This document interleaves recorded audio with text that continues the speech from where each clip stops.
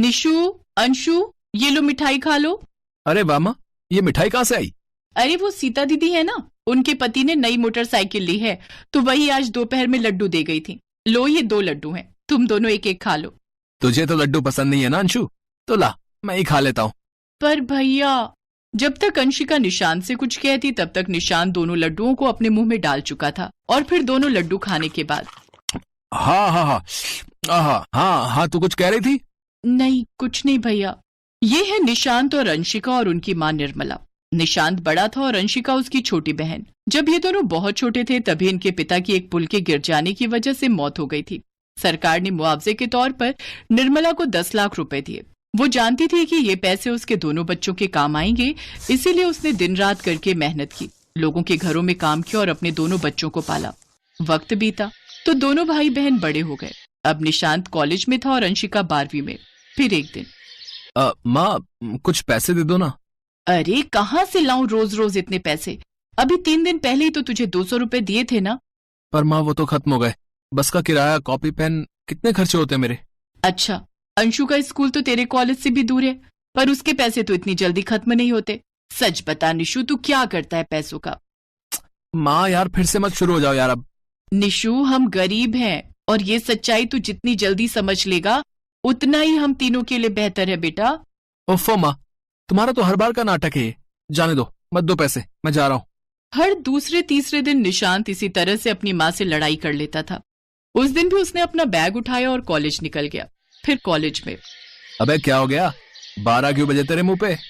कुछ नहीं यार, सुबह सुबह माँ ने मूड खराब कर दिया। बस 200 रुपए तो मांगे थे, कोई किडनी थोड़ी ना मांग ली थी उनकी।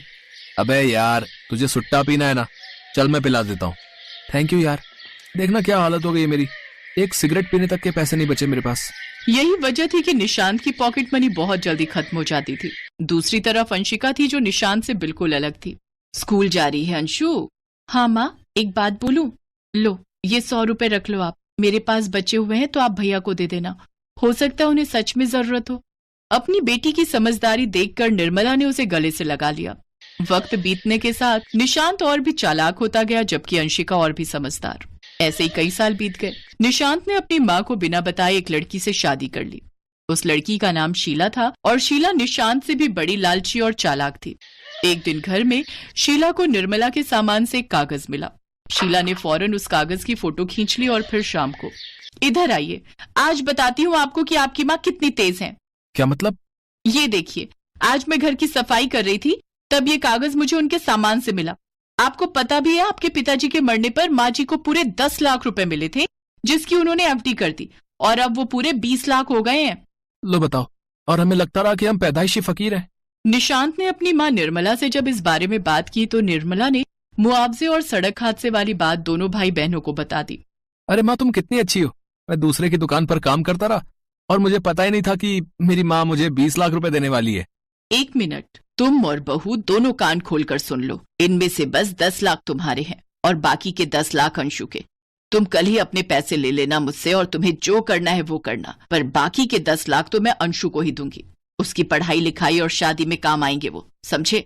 निर्मला की बात सुनकर निशांत की भौहें चढ़ गई, लेकिन इस वक्त वो अपनी माँ को नाराज नहीं कर सकता था। फिर अगले दिन निशांत की जिद पर निर्मला ने अपनी सालों पुरानी एफडी तोड़ दी और दोनों भाई बहनों में पैसे बराबर बराबर बांट दिए।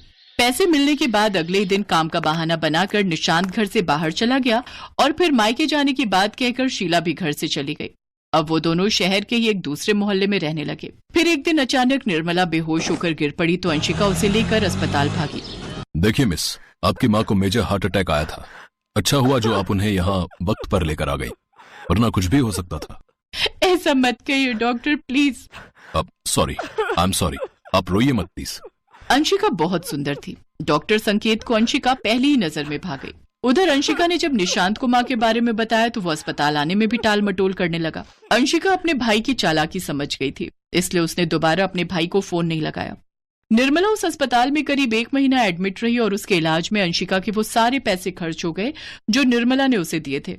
जब निर्मला को ये बात पता चली तो वो अंशिका के गले लगकर बहुत रोई और फिर, माँ पैसे खर्च हो गए तो क्या हुआ, आप ठीक हो और मेरे साथ हो, यही मेरे लिए सबसे बड़ी बात है। और आप फिक्र मत करो माँ, मैंने एक नौकरी ढूंढ ली है अपने लिए, तो हमें अब कोई दिक्कत नहीं होगी। डॉक्टर संकेत की सिफारिश पर अंशिका को उसी हॉस्पिटल में रिसेप्शनिस्ट की नौकरी मिल गई थी। अंशिका को भी अब संकेत से प्यार होने लगा था और फिर एक दिन संकेत ने निर्मला से अंशिका का हाथ मांग ही लिया। संकेत बहुत बड़ा डॉक्टर था। उससे शादी करके अंशिका की जिंदगी ही बदल गई।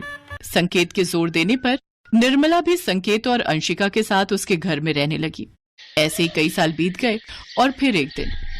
अंशु, क्या तुम जल्दी अस्पताल आ सकती हो? हाँ, पर हुआ क्या है? अरे कोई शराबी है, एक्सीडेंट हुआ है उसका।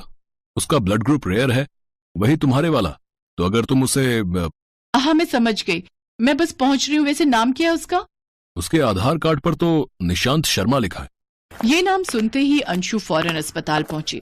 उसका शक तब यकीन में बदल गया जब उसने अपने भाई निशांत को फटे हाल अस्पताल के बेड पर पड़े देखा। अंशिका ने अपना खून देकर उसकी जान बचाई और फिर निशांत के होश में आने के बाद, मेरी जान बचाने के लिए शुक्रिया डॉक्टर। पर तुम्हें हुआ क्या था? सर, शराब की लत ने मेरा ये हाल कर दिया। पहले मैंने पैसों के लालच में अपनी माँ और बहन को छोड़ दिया और फिर किस्मत ने मेरा साथ छोड़ दिया। पहले पैसा गया और फिर मेरी पत्नी भी मुझे छोड़कर चली गई। सर, आप भगवान हो डॉक्टर साहब, जो मेरी जान बचा ली आपने। रुको, तुम्हारी जान बचाने का क्रेडिट मुझसे पहले इन्हें जाता है। इनसे मिलो। ये है मिसेस अंशिका, मेरी पत्नी। इन्होंने ही अपना खून देकर तुम्हारी जान बचाई है। निशांत ने अंशिका को देखा जो बहुत महंगी साड़ी पहनकर खड़ी थी। निशांत में कुछ भी कह पाने की हिम्मत नहीं थी क्योंकि वो समझ गया था कि भगवान ने अंशिका को उसकी सादगी का तोहफा दिया है और उसे उसकी मक्कारी और चालाकी की सजा।